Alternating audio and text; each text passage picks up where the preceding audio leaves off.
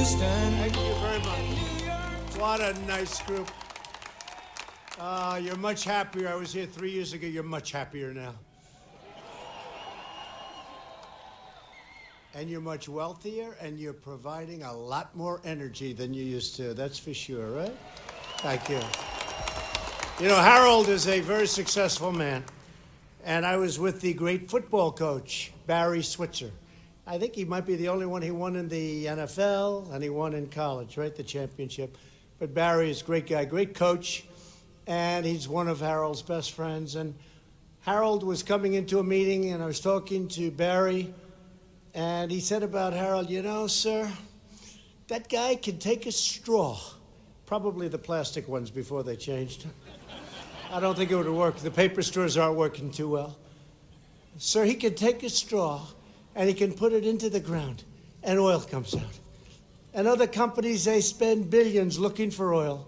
They want to find that oil, they just spend billions, and they can't get it. But this guy puts a straw in the ground. I said, how cool is that, right?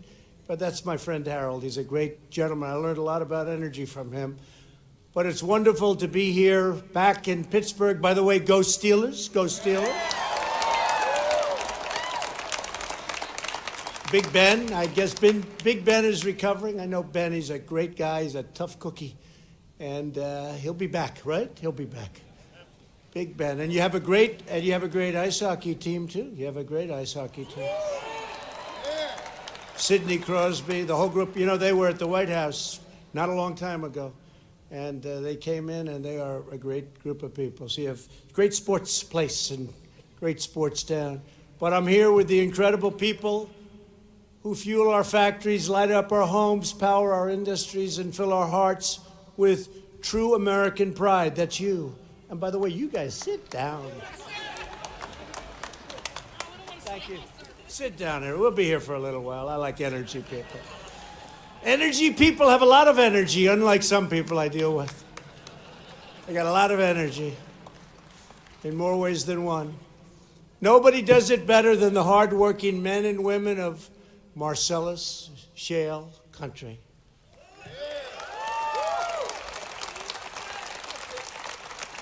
Wouldn't it be great if New York realized what they're sitting on top of? Before the competing states take a lot of it. You know, it gets down a little bit, right? Keeps going down. They'll say, hey, we used to have a lot of energy before they took them from Pennsylvania and Ohio. But New York should do it, and New York should allow pipelines to go through so the people of New England can cut their energy costs in half, so the people in New York could cut their energy costs in half. New York doesn't allow pipelines to go through. I don't know. There has to be some kind of a federal something that we can do there. But they won't allow pipelines to go through New York this for a long time. And they won't do any fracking in New York. And they won't take all of that wealth underneath and reduce their taxes. Wouldn't that be nice? They don't do it in New York. Somebody someday will explain why. They do it in Pennsylvania. They do it in Ohio. They do it in states right around New York. They don't do it in New York. They're sitting on a gold mine of energy. With unmatched skill, grit, and devotion, you are making America the greatest energy superpower in the history of the world. You're number one by far now. Right? And I want to thank the Marcellus Shale Coalition, the Ohio Oil and Gas Association. Oh, I love Ohio. I love that state. Ohio. Don't forget, for a year I had to listen to, you cannot win unless you win Ohio. I said, no, the great state of Ohio. Please treat it well. And we won Ohio by a lot. It's a great state. And another great state, West Virginia. I think we won West Virginia by 42 points. That's a lot. I would say that's a lot. But they're great people. And West Virginia Oil and Natural Gas Association, I want to thank you for the invitation to be here today. Two great groups. We're honored to be joined by members of my cabinet who are fighting every day to support the American energy revolution. By the way, if the other people ever get in, Everything I said, forget about. You won't have money to pay for a ticket to this place. You'll all be out of business very quickly. In the meantime, you're doing better than you've ever done. But I have cabinet members here. Interior Secretary, largest landlord in the United States by a factor of about 200. David Bernhardt. Where's David? David? Thank you, David. Stand up. What a great job.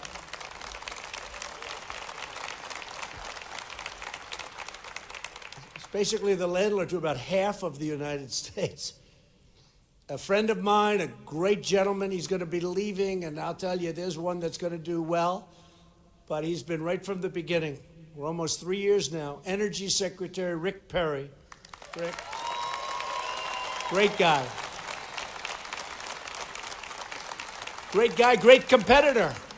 I ran against Rick. He was nasty. He was tough. He was tough, but he was a gentleman. And when he decided that it was time to do something else, there was nobody that could have been nicer. He's been a tremendous asset to the administration. And he was a great governor of Texas. And he's been a great job with the energy. And that includes nuclear energy. Really fantastic job. Thank you, Rick.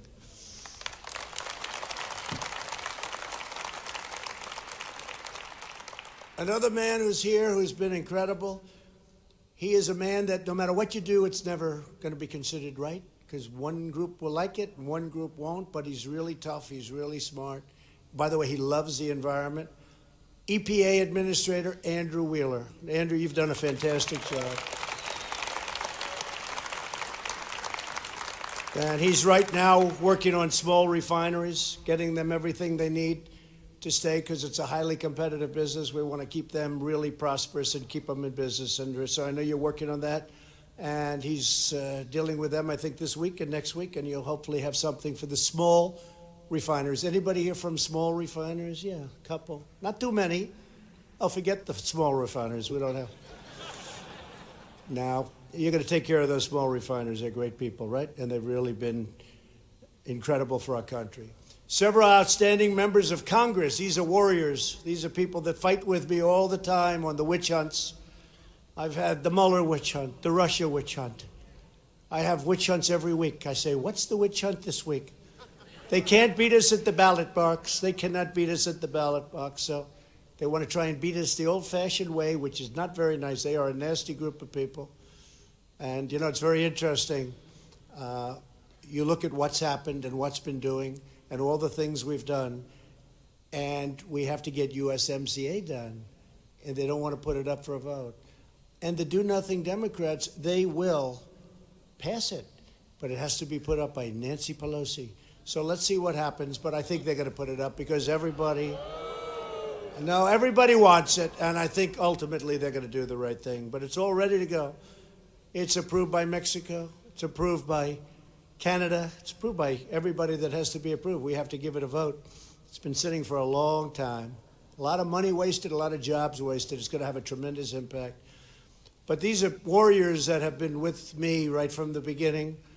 A friend of mine, Mike Kelly, Congressman Mike Kelly. Mike, stand up. Great job, Mike. A man with the greatest name in show business, Guy Reschenthaler. Now, anybody can get elected to Congress with that name. You got to be one hell of a talent. When you can have that name and get elected, I'll tell you what. But he's a warrior. They're all warriors. This group is incredible. I won't say it about every group. Some aren't warriors, but this group is incredible. It's called Pennsylvania. It's in the genes. It's in the blood, right? It's in the blood. Another terrific guy who is always there, Lloyd Smucker. Thank you, Lloyd. Great job. G.T. Thompson. We have them all today, huh? G.T. We have them all. The great John Joyce. John, thank you. Great job. Thank you, John. Dan Muser. Thank you, Dan. Thank you. Guy looks like Cary Grant, doesn't he? Have you ever been told that? It's not a bad compliment, I must say. Today we have Tom Arnold. And those days you had a little different. Those days you had Errol Flynn, Cary Grant, a little different, but today we're doing better in so many different ways.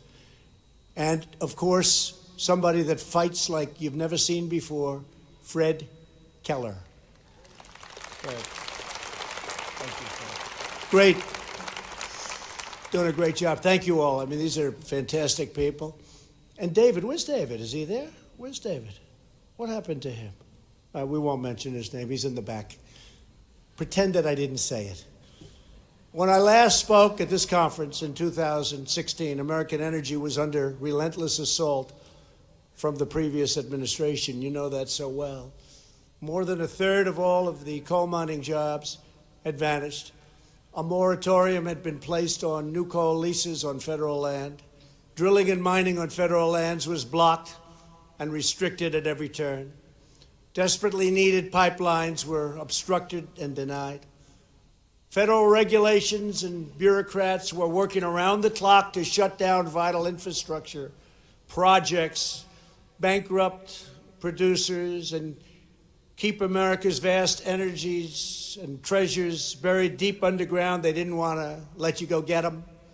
So good for the American people in so many ways. I promised that as president, I'd unleash American energy like never before, because our natural resources do not belong to government. They belong to the people of this country.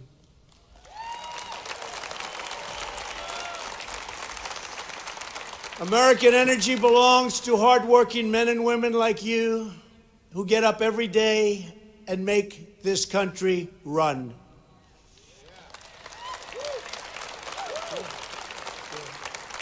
Today, I'm proud to declare that I've delivered on every single promise I made to this conference 3 years ago, and much, much more.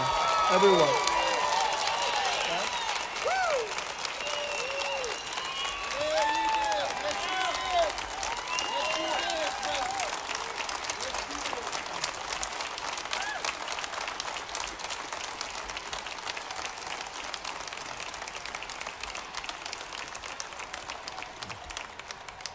Wow, look at the great people. Thank you very much.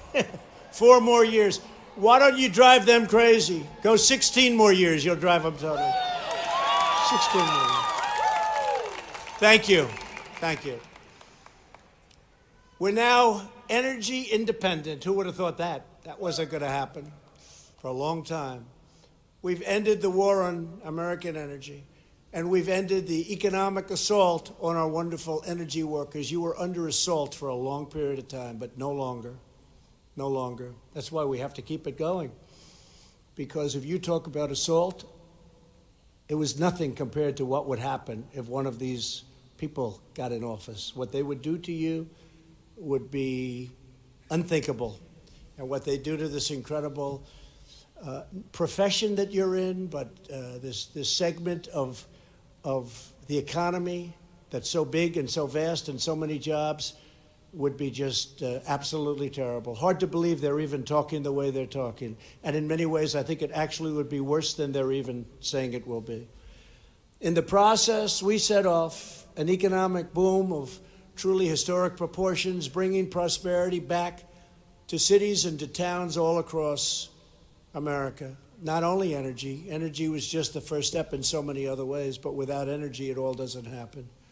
In my first week in office, I approved permits for the Keystone XL and Dakota Access pipelines.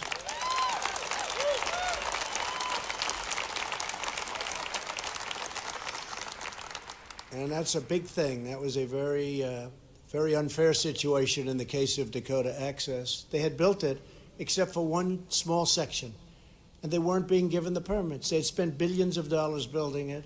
One small section where it connects, they were not going to get the permits.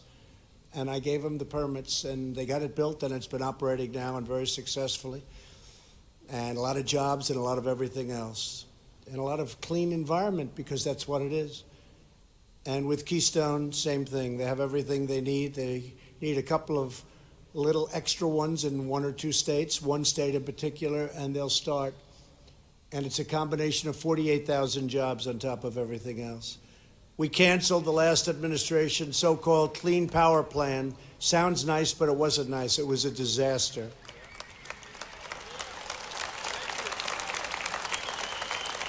which would have cost Americans nearly $40 billion a year and caused electricity prices to soar to double digits while cutting coal production by almost 250 million tons. We repealed the Interior Department stream protection rule, which was a disaster. It sounds so beautiful.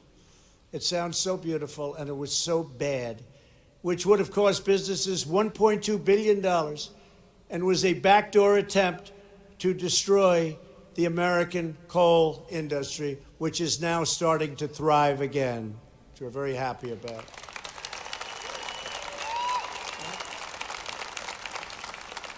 We revoked the ridiculous Waters of the United States rule. No longer will federal bureaucrats be allowed to micromanage every public pond and drainage ditch on private land. They've taken away your rights. They took away your heart. When I did that, I had people in my office. I had miners, and I had farmers, and I had builders building homes. And many of them were tough, strong men and women, and almost all of them were crying. They said, "Sir, you've given our life back to us." I did it in Minnesota with the Iron Range. Minnesota, we gave them back the Iron Range. That was closed by President Obama. Someday they'll explain why they closed it. Finest iron ore in the world, they say. I withdrew the United States from the terrible one-sided Paris Climate Accord. It was a total disaster for our country.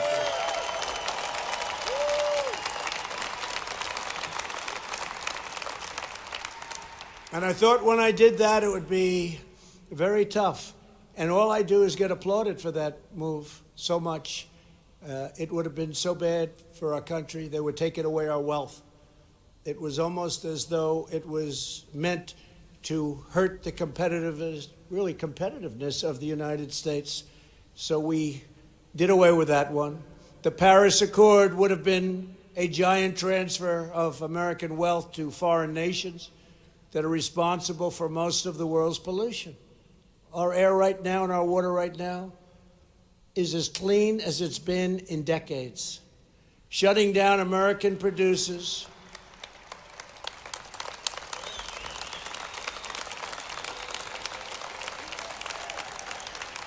the Paris Accord would have been shutting down American producers with excessive regulatory restrictions like you would not believe, while allowing foreign producers to pollute with impunity.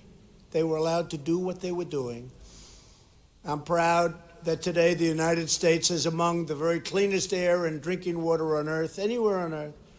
And we're going to keep it that way because everybody in this room, you're in the energy business, but you want the same clean water and same clean air that I do, that my family does, your family.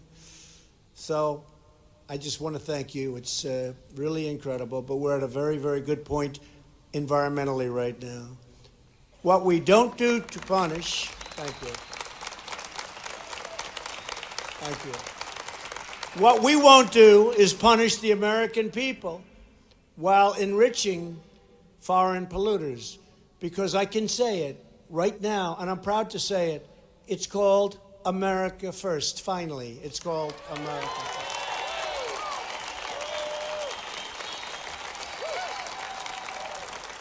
My job is to represent the people of Pittsburgh, not the people of Paris. We're opening federal lands and offshore areas for responsible oil and gas production. And I opened ANWR to oil and gas in Alaska. You know, the ANWR site's one of the biggest in the world. And nobody could get it approved, including Ronald Reagan. They could not get it approved. I got it approved. And it's one of the great potential sites anywhere in the world. Nationwide, the Interior Department, thank you, David, has been drilling permits, and you've seen drilling permits increased by over 300% since I've been in office, and we are issuing permits 3 times faster than when I first took office, and that number is going up, and we're doing it in a very environmentally responsible way. David, thank you. Thank you. Oil production on federal lands is at an all-time high, and revenue to the American taxpayer from energy development has nearly doubled since I took office. Think of that. Thank you. We are streamlining the EPA's oil and gas methane rule. Don't pay attention.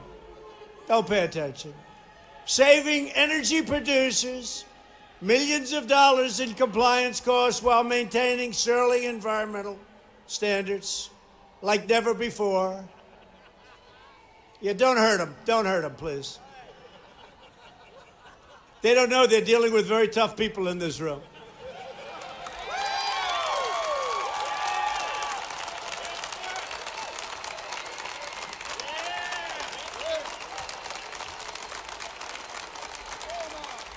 They don't know who they're dealing with. They don't know who they're dealing with.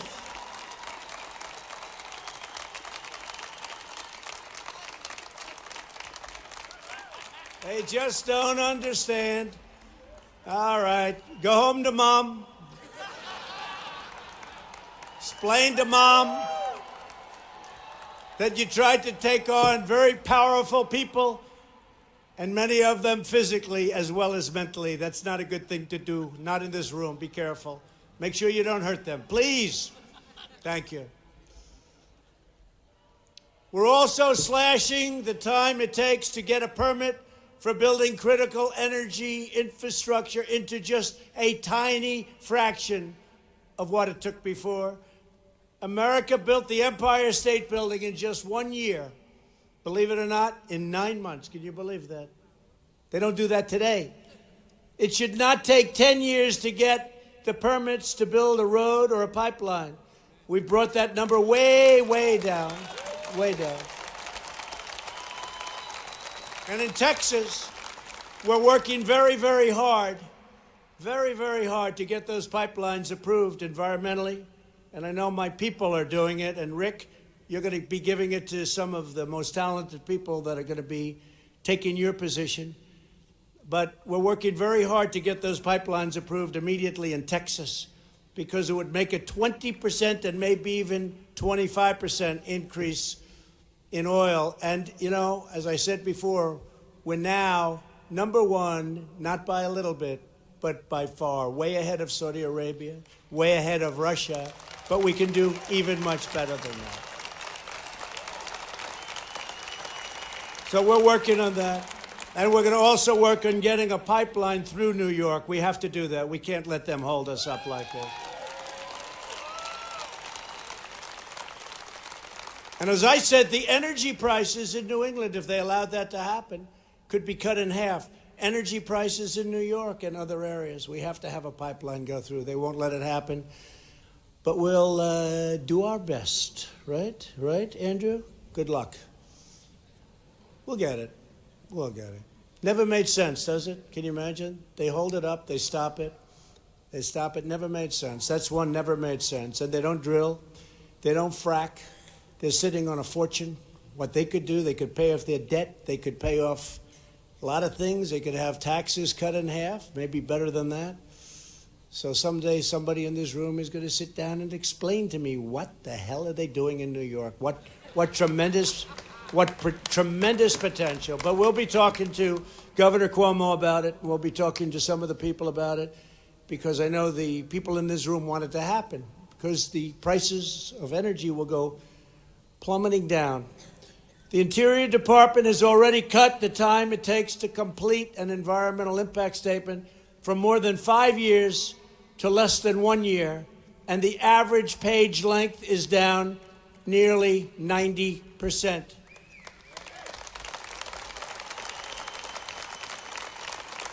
I know all about environmental impact statements. I've done many of them. And then I see the same consultants that I'm paying up in places like Albany and different capitals of the states. And they're working to make the rules much tougher so that we have to hire them to get our permits. But we're trying to cut it way, way back, because I want you people to be able to move fast. And you know what? If you have a bad project, if you have a bad road, if you have a bad pipeline, if you have a bad well, I don't want you to get the permit. But you don't have to wait for almost an entire lifetime to be told no. We'll tell you in a year or less. And if you can do it, we'll tell you in a year or shortly more than a year. But we've brought roads. I mean, roads are under consideration we have roads 21 years, 22 years. They end up costing many, many times more. Instead of a straight line, there's one particular road. It looks like this. If you've had a couple of drinks, you're in big trouble. It ended up costing many, many, many, many times the cost. Took 21 years to get approved, and they circled the nesting of, things you want to save, you want to help, but you also have to worry about ourselves. So they have a road, instead of a straight line, they have a road that looks like the Indy Speedway. It's not a good situation, and we're trying to do away with that. And we're very close to getting it. But permits that took 17, 18, 19 years, we think we can get. We're down to 2 years, and we think we can get it around 1. And you may get rejected, folks, but it's going to be fast. I have a friend who's been waiting 22 years to get a permit for something. I said, he's devoted half of his life to getting one permit. And then in many cases, you don't get them. They vote no by a vote of 3-2. Guy spent 22 years. I told him, I said, you got to find another profession. But now he doesn't, because we're moving those time limits up like nobody can believe. At long last, we're reclaiming our American heritage as a nation of builders. You were stopped from building. They really stopped you. They really stopped you from building. You know what I mean. And with the help of our pro-energy agenda, and by the way, you'll never have another president like me. Okay? You'll never have. That's for sure. You'll never have another president that's going to do this stuff. Because I was a builder. It's what I did the best. I really built good. I built under budget. I built ahead of schedule. You don't hear those words too much in government. But I built. And I understand what you go through. I understand how you're ruined, how you're destroyed. I also understand how bad it is for our country. But all of you here today have achieved something that everyone said was impossible. You've helped make America the #1 producer of oil and natural gas on planet Earth, by far.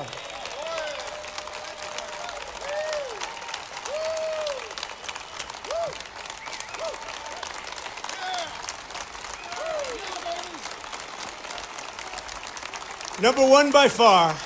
#1 by far. And think what that means for jobs.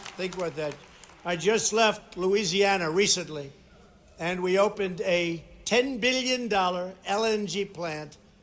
I don't know if I've ever seen a longer building. It's like a skyscraper laid on its side. It is the most incredible thing you've ever seen. More pipes in that building that nobody would realize how complex it is. But it took years and years, and it was a dead project. And I had it approved almost immediately. You know what we're talking about, fellas. And it just opened. And I went and we cut a ribbon. And it's a tremendous success. And now I think they're going to double the size of that. They're going to double it. It's already about the biggest in the world, but they're going to double it. It's doing phenomenally well. It's sold out for 25 years. You know what that means? It's like an office building, except more money. Can you imagine? I never understood that. When they said it's sold out, they sold it out. Other countries have purchased the LNG, but now they're going to double it up and they're going to build another one. And we have, in Texas, we have so many things happening. It's so exciting. We have a tremendous potential in our country. People don't realize. They think we're doing well. When these trade deals become ripe, when we get them finished with China, we're doing fantastically well, fantastically well. When we get them finished with Mexico and Canada, USMCA. When we get some of the other ones, as an example, we finished it with South Korea. What a difference that has made. That was a Hillary Clinton deal. She said, this will produce 250,000 jobs. And she was right, except the jobs were produced for South Korea, not for us, okay? She didn't tell us she meant South Korea. She said, this is good for 200. What a horrible deal that was. Our deal with South Korea, we've essentially terminated it, redone it. Brand new deal, you guys know. and it's now a really great deal. But that was a disaster. 250,000 jobs it will produce, I remember her saying. And then it turned out that it was for a different country. We don't like those deals, do we? For the first time in more than 60 years, we are an exporter of natural gas, and our net energy imports are the lowest level in more than 60 years.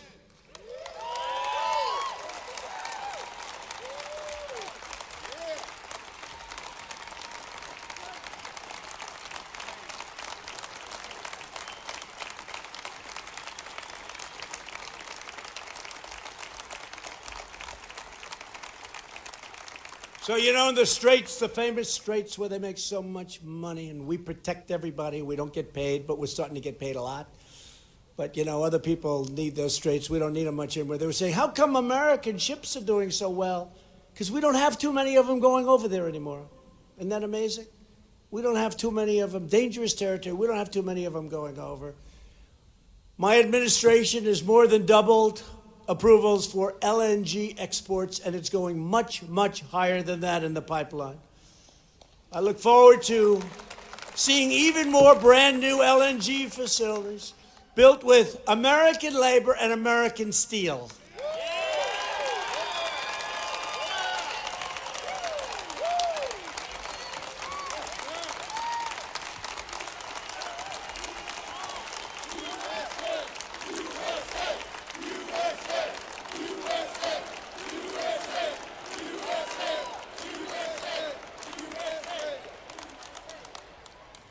You know, with the pipelines that we approved, I said I want them to use American steel, like on Keystone. I said I want them to use American steel. And they came to me, they said, so we have a problem. They already bought it. They've got it. They just can't get their permits. Can you believe it? They had the pipeline. And so it was a little bit tough to say, bury it, and we went. So I gave them a little break. What am I going to do?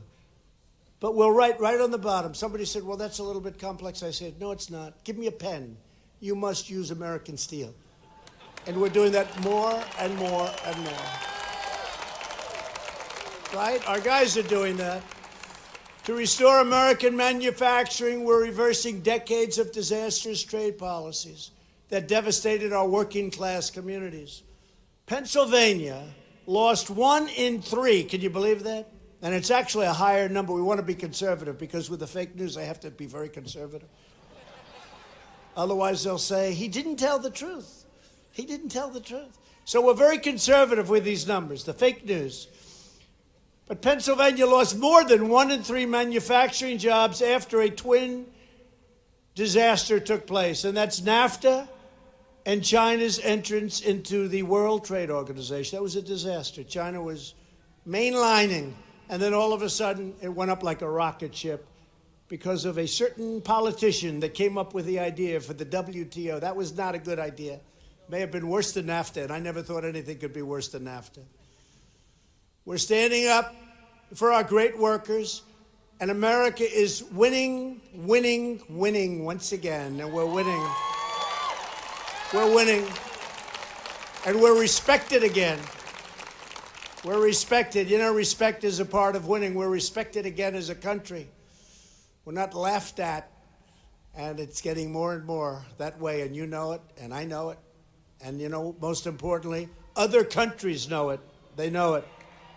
After losing 60,000 factories, so when I first saw that number a few years ago, I said, that can't be right. I got to be careful, because I have these people back here, and they'll say, it's not 60, it's like 5, right?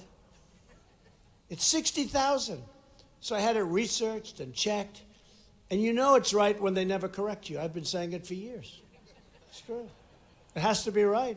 Otherwise, they'd say, he's not telling the truth. But after losing 60,000, it's not even possible to believe that much. 60,000 factories under the previous 2 administrations, we've now gained nearly 10,000 new factories under my administration, under the Trump administration.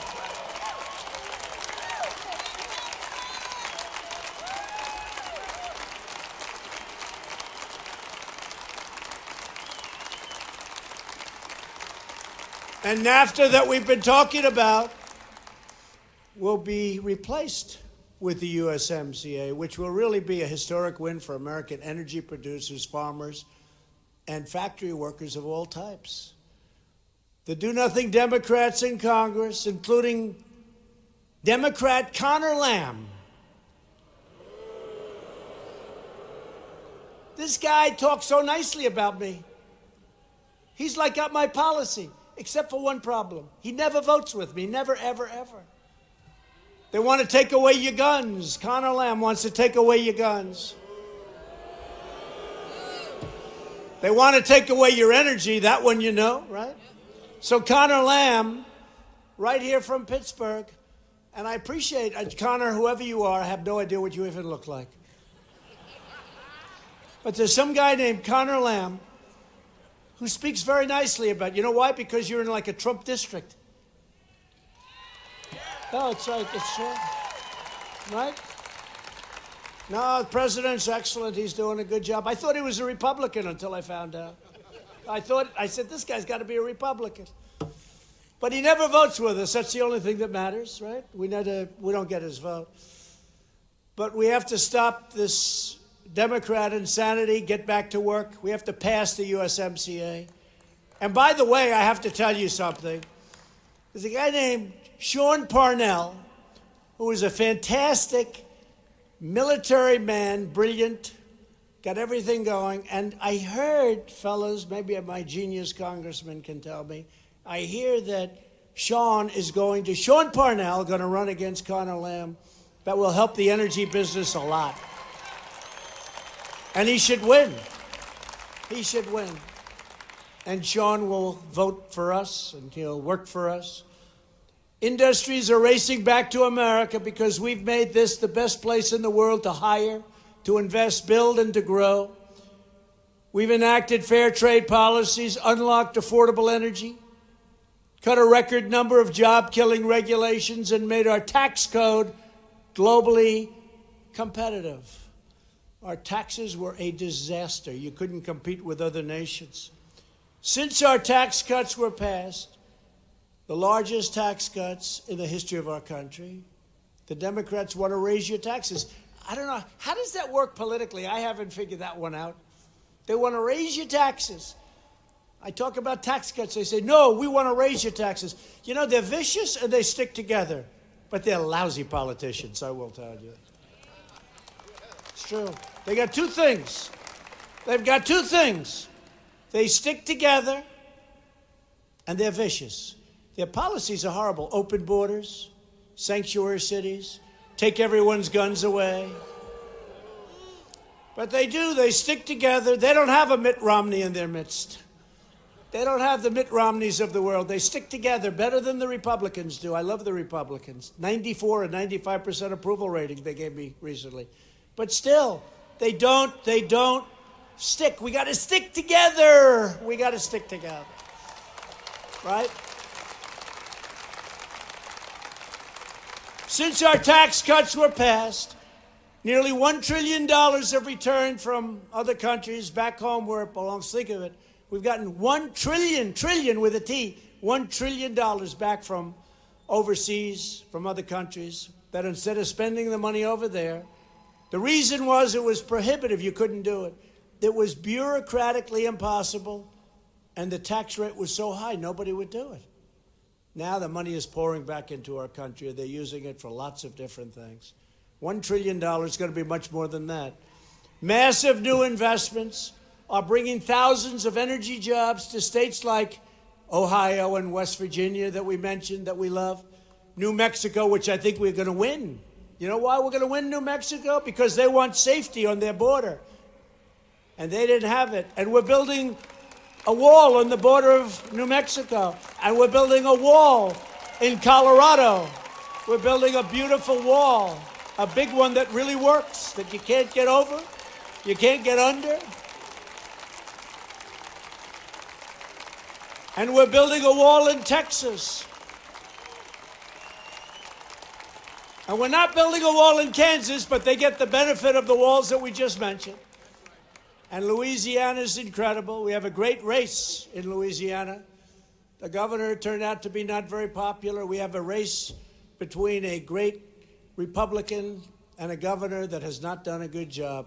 High taxes, horrible insurance. They can do so much better. We have a great Republican running in Louisiana. You've been watching that the last week. Indiana, Michigan, Tennessee, Pennsylvania, so many states. Such potential for growth. 2 months ago, I traveled to Beaver County, not far from us today, where Shell, anybody here from Shell? Shell. Where Shell is making the largest investment in Pennsylvania's history. Think of that. That's a big investment. Their gigantic new petroleum plant and petrochemical plant, it's the biggest, one of the biggest in the world, will create more than 600 new Pennsylvania jobs and thousands of construction jobs and provide a tremendous boost to the local economy, to put it mildly. A similar $10 billion investment will soon, we believe, got to get a little more push, be coming to the great state of Ohio. They'll like that. Great people in Ohio. Right. And our goal is to bring 100,000, that's a lot of jobs, energy jobs, to Appalachia and to rebuild this magnificent region. And it is a magnificent region with magnificent people, which was forgotten for too long by the Democrats. And they get votes. The Democrats would get votes. And remember what I said. What do you have to lose? I said it to Appalachia, and we did tremendously. I said it to our great African-American community. I said, what do you have to lose? You have the most crime. You have the worst education. You have the lowest home ownership. You have all these horrible statistics I'm reading. And then I said, what do you have to lose? Now the African-American community has the lowest unemployment numbers in the history of our country. They have the best employment numbers in the history of our country. They have their best poverty numbers in the history of our country in the positive sense. And I think we're going to do great with the African-American community and the Hispanic community, which has its best numbers that they've ever had. Their median income, Hispanic median income, is the highest it's ever been, over $50,000 per person.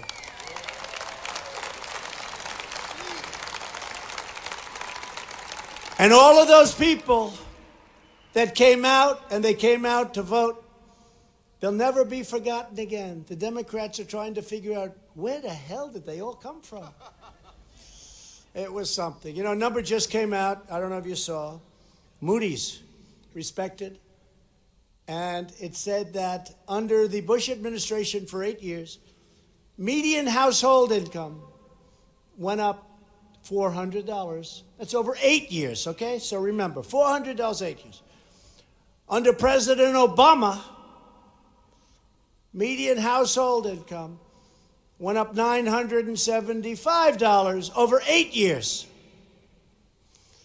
Over your favorite president, President Donald J. Trump, median household income for 2.5 years. So remember this, 8 years, $400. $400. You don't even, that gets wiped out by inflation. $400, $975. In 2.5 years, our number is $5,000 plus $2,000 for the tax cuts, $7,000.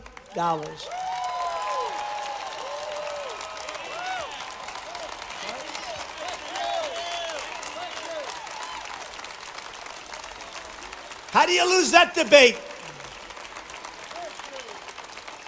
How do you lose that one? When you're up debating, how do you lose those debates?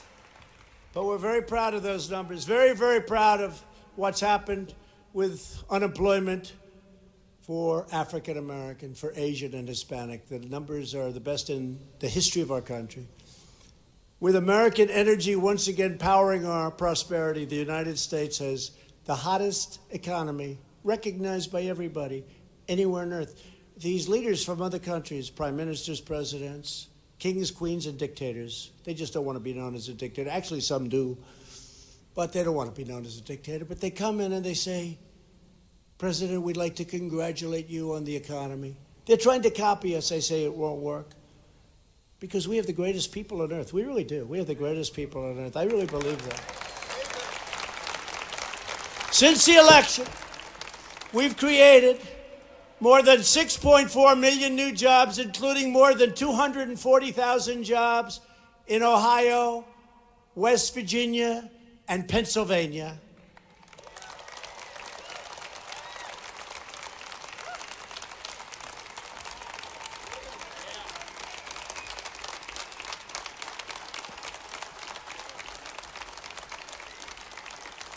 A beautiful number is that more than 2 million Americans have been raised out of poverty. Take it out of poverty. Wages are rising, and they are rising the fastest of all. A lot of you people are going to like this. For the blue-collar workers, the best proportion of anybody. Blue-collar. In the first half of this year, wages for the lowest income workers increased by more than 6%, an unheard of number. Unemployment is at the lowest rate in more than 51 years. Joining us today are a few of the hardworking Americans who are thriving thanks to America's booming energy sector. Andrea Brownlee owns and operates a trucking company that services the natural gas industry. Andrea, she's seen growth in her company. She's seen growth in the energy industry like she never thought was possible. Could you come up and say a few words, please, Andrea?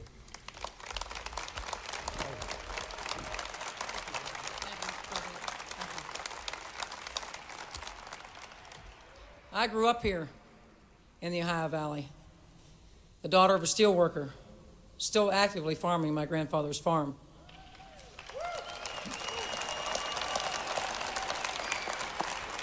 I own Brownlee Trucking, a small business providing logistics services to the ever-growing natural gas industry here in western Pennsylvania, which has allowed us to provide more jobs and opportunities to provide quality health insurance and benefits for our employees. Because of the policies and support of natural gas, we have seen amazing growth in the industry and a future with good paying jobs for our children here at home in western Pennsylvania. Thank you.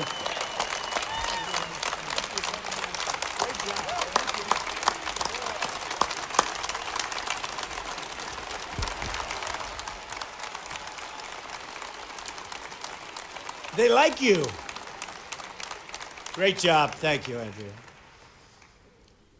Rolly Kogan is a biologist and president of the Keystone Elk Country Alliance. I assume that's no relation to the Keystone Pipeline. It's supposed to be a great charity that works to conserve Pennsylvania's beautiful elk population. Rolly, I wish you'd come up and tell us a little bit about your partnership with the energy industry and how it's been so incredible for American wildlife. Rolly, please. Thank you. Thank you.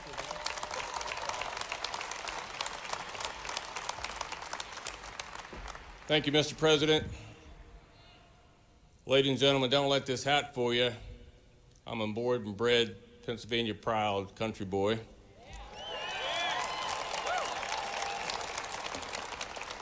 Energy and conservation, what do they have in common? Strong partnerships and a stewardship ethic. About 2 hours north of here is a 2 million acre block of public land. And by the way, I came down here yesterday in a vehicle powered by compressed natural gas. Yeah. 2 million acre block of public land 2 hours north of here called the Pennsylvania Wilds. It's the size of Yellowstone National Park. It's the home to the easternmost wild elk herd in the United States, Pennsylvania's elk herd. In my career as an elk biologist, I have worked with this industry for 37 years. We enhanced pipelines we lined, we fertilized, we mowed, we planted high-quality forage for elk and other wildlife. Pennsylvania's elk herd has grown from less than 100 elk in 1982 to over 1,100 elk today. And elk are a big attraction. Thank you. Elk are a major attraction. The Keystone Elk Country Alliance is a Pennsylvania-based 501c3 wildlife conservation organization. We operate and manage the Elk Country Visitor Center in Benezet. We do that in partnership with the Commonwealth of Pennsylvania. Since opening the Elk Country Visitor Center in September of 2010, we have welcomed over 3.3 million visitors to our front door. Thank you. Those visitors generate $250 million annually in economic development, primarily in food, transportation, and lodging. The natural gas industry has been a longtime supporter of Pennsylvania's elk country. They have contributed significant dollars to Pennsylvania's elk country and also to the Keystone Elk Country Alliance's educational programs as well as our habitat projects. But most compelling to me are the leaders of this industry, the people I'm looking at right now. They care deeply about our natural resources. I've watched it for 37 years. They care deeply about our environment because it's who they are. They're from Pennsylvania, they're from Ohio, they're from West Virginia, they're from all over this country. They go on vacation in our natural resources, they take their families there. That's where they go to disconnect. I have all the confidence in the world that they're going to continue to be good stewards of our environment.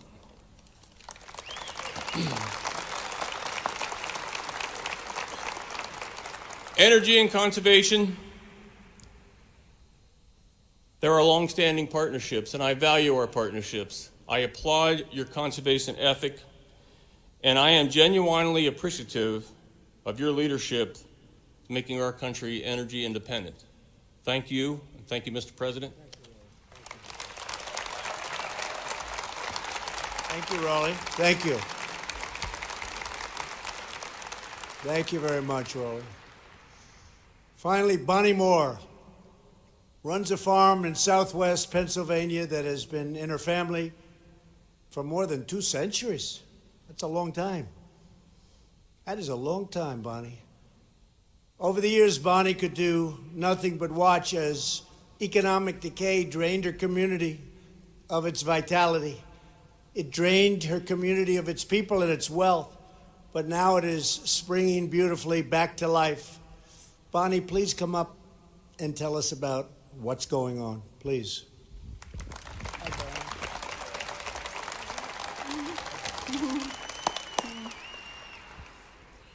I have lived in Washington County, PA, all my life on the Moore homestead.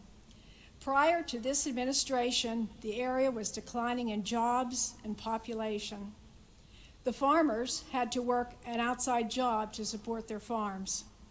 After this administration unleashed regulations on the oil and gas industry, our area boomed.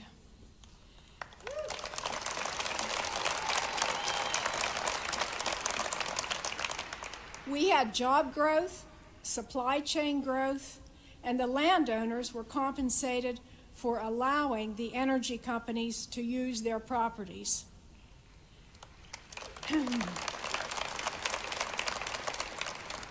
As a result, it has helped many landowners, including ourselves.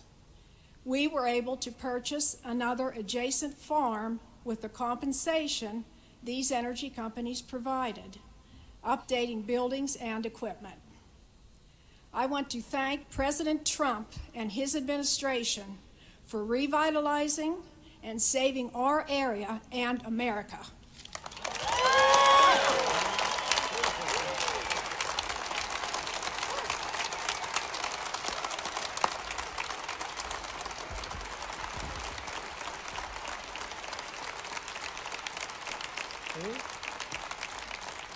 Thank you, Bonnie. See what you're doing, fellas? What a great job you're doing. Thank you very much, Bonnie. A thriving energy industry not only benefits hardworking Americans like Andrea and Raleigh and Bonnie, who live in shale country, It's also an enormous benefit to citizens all across our country, all across our land. According to the Council of Economic Advisors, who cannot even believe the numbers and the success that we're having, the astonishing increase in production made possible by shale and the shale revolution saves Americans $203 billion every year, or $2,500 for a family of 4 in lower electric bills, lower prices, and at the gas pump. So now you can add that $2,500 onto the $7,000. I think I'm going to do that from now on, if you don't mind, Mr. Congressman. I think we're going to do that because now you add it on, and you're getting close to $10,000 a year compared to $400 and to $975. That's a big difference. I think we have to add it on. We'll add it on, right? Why not? But despite these terrific benefits, many politicians in our country are targeting your industry and your jobs for literally total destruction. Whether you like it or not, that's where they're going. I don't know, is it on purpose? Is it stupidity? Is it through evil? How could it be possible that they do this? Virtually every leading Democrat has pledged to entirely eliminate fossil fuels, wiping out American production of oil and coal and natural gas, and by the way, jobs.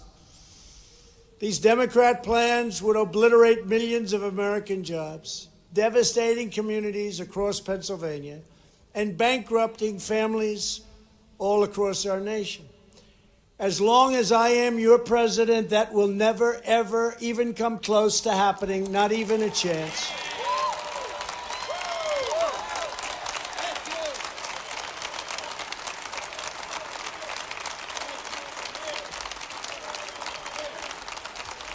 Thank you.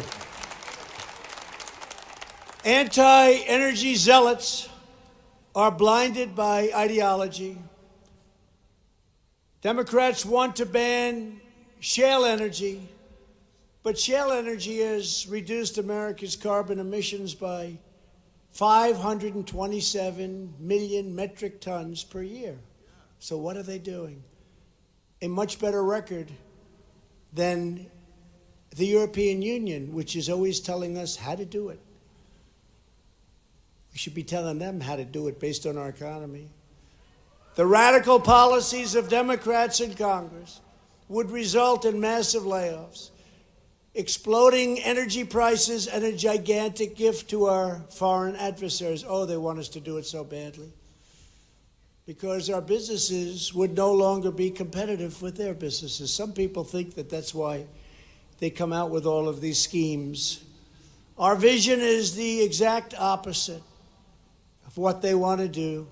Our vision is pro-worker, pro-jobs, pro-family, pro-energy, and 100% pro-American.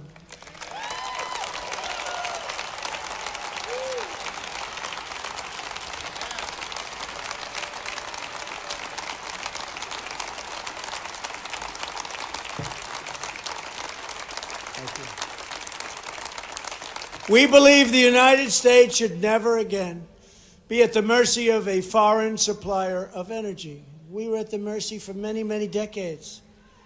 We are committed not only to energy independence, but to American energy dominance.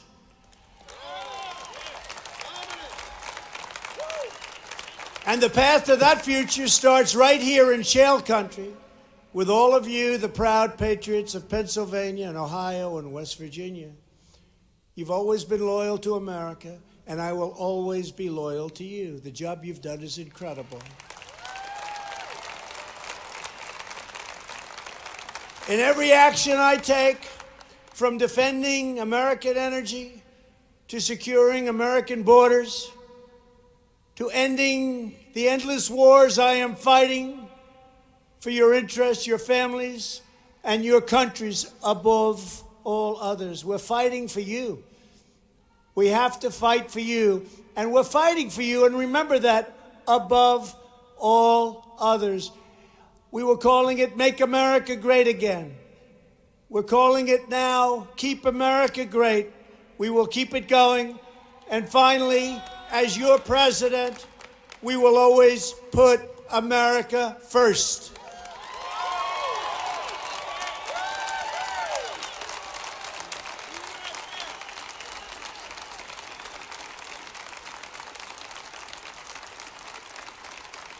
Thank you.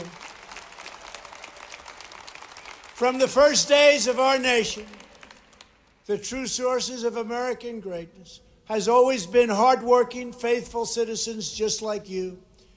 The extraordinary workers of this region are the ones who forged the steel that shaped our city skylines and mined the coal that powered our industries. They farmed the fields, manned the assembly lines, and loaded those rail cars. They gave their best each and every day to build the proudest and mightiest nation the world has ever seen, and we have never been stronger economically, militarily, than we are right now. Our military has been completely rebuilt.